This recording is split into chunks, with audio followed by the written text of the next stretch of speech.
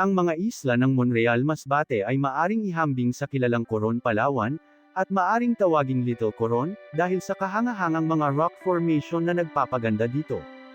Ang unang atraksyon na bumabati sa mata ay ang rock formation sa Sitio Kumawit, isang patunay sa ganda ng likha ng kalikasan.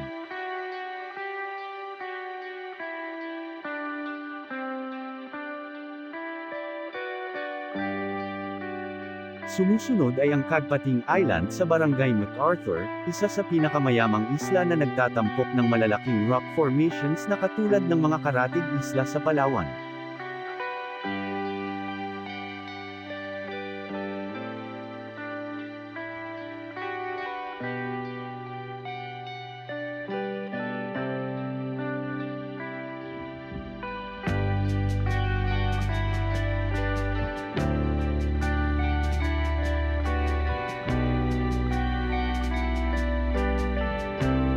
Ikatlo sa listahan ay ang Katandayagan Falls, isang kahangahangang tanawin habang ang tubig nito ay dumudulos direkta sa bukas na dagat.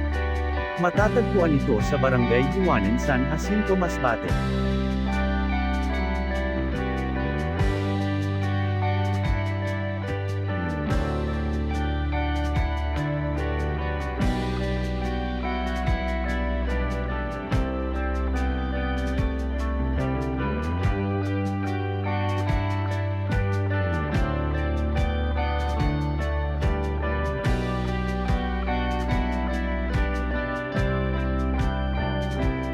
Ang Boribangkaso Island ay lubhang kahanga-hanga sa kanyang ganda, lalo na ang mga kahanga-hangang rock formations at ang buhangin nito na parang asukal. Talaga namang pang-Instagram ang tanawin. Ikaapat ay ang Emerald Green na tubig ng Lapis Lapis Island, isang perpektong lugar para lumangoy dahil sa kristal na linaw ng kanyang tubig.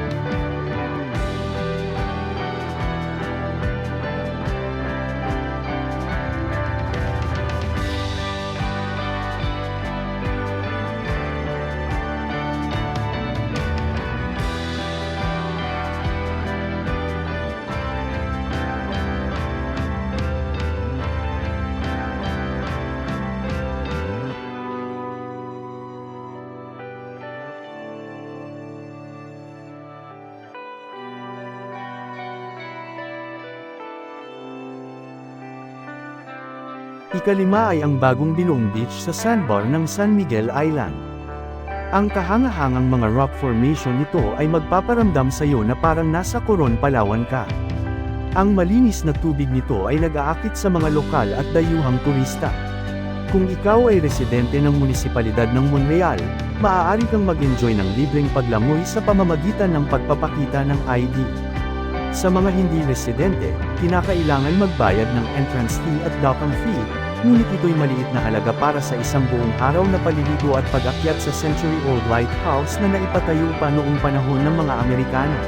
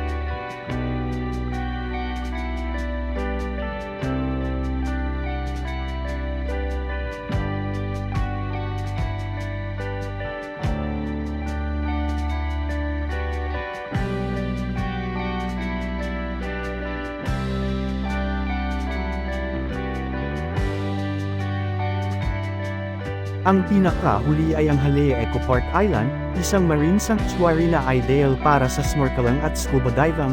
Masasabi natin na ang mga ito ang last frontier ng probinsya ng Masbate dahil sa hindi pa ito nagagalaw o nasesera ng mga tao. Mahigpit dito ang pagbabawal sa pangingisda, pagdaong gamit ang angkla, pagtungtong sa mga corals at pamumulekta ng mga corals at mga halaman sa paligid. Marami rito ang dumarayo na local at foreign tourist dahil mapang-akit ang ganda nito.